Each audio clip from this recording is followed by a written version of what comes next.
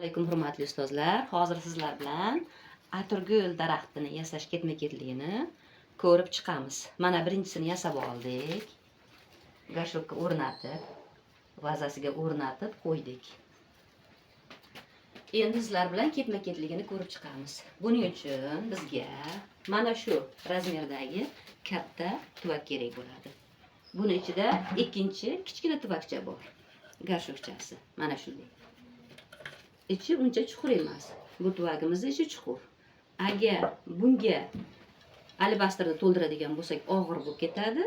Buni keyin ko'chirish, qimirlatish juda ham qiyin bo'lgani uchun albastr faqatgina mana bu garshokka to'ldiriladi. Buning uchun bizga qurigan daraxt shoxini novdasi kerak bo'ladi.